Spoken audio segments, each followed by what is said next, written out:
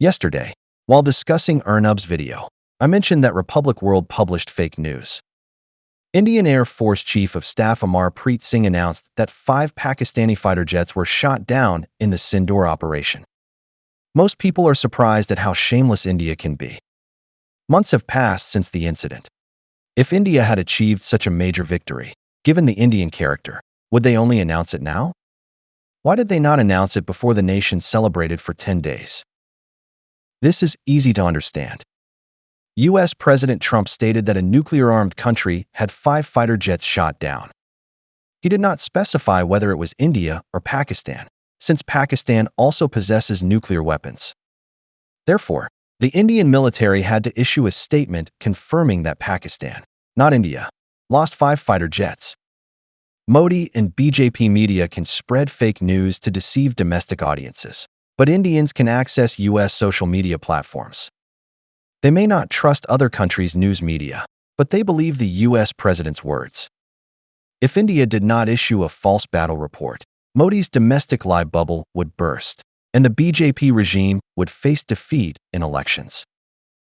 In fact, Singh remained silent immediately after the war.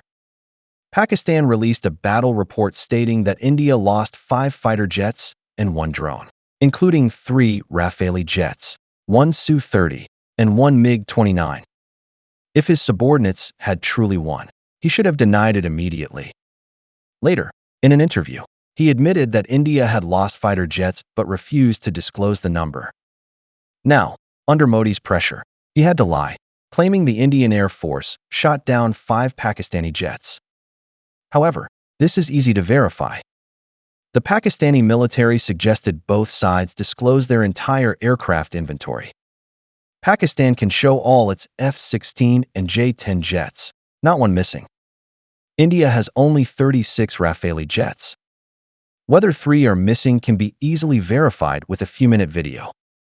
Why delay this? The Indian military boasted a major victory over the Chinese army in the Galwan Valley conflict.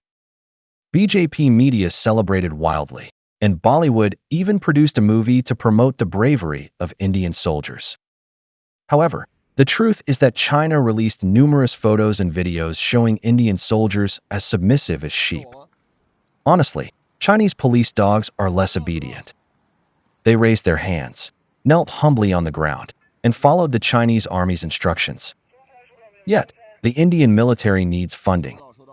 Without the approval of Modi's government and the BJP-dominated parliament, the military gets no money.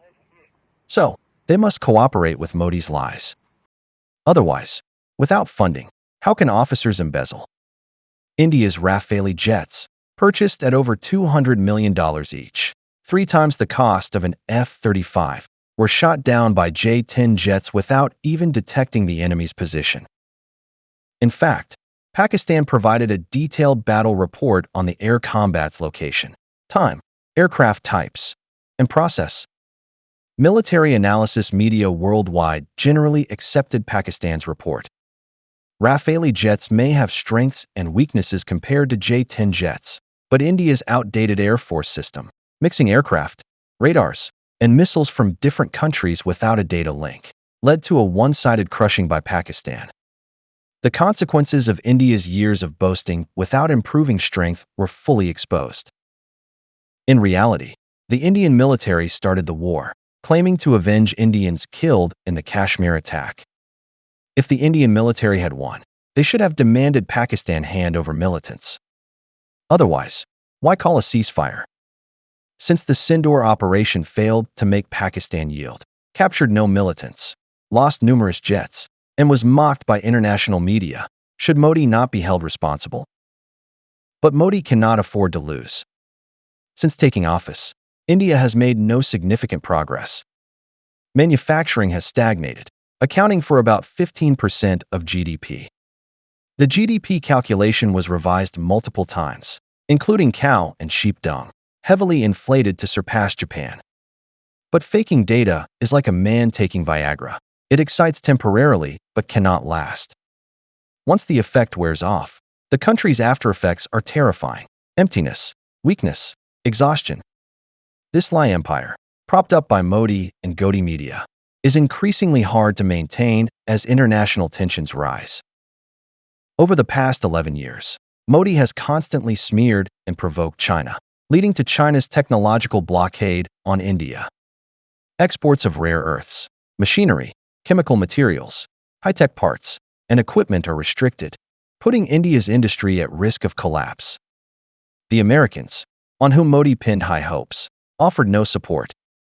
Instead, after announcing tariffs higher than those on ASEAN, Indian officials only protested verbally.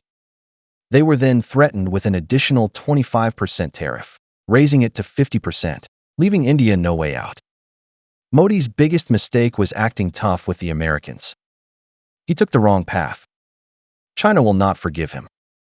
Xi Jinping offers only verbal comfort, no real benefits. China is fed up with this two-faced snake. Modi's only way out is to kiss Trump's ass, hoping Trump does not fart during the begging to retain some dignity. Modi relied on economic fraud and boasted toughness to win elections. But in reality, India faces massive capital flight, Chinese sanctions, and U.S. tariff threats.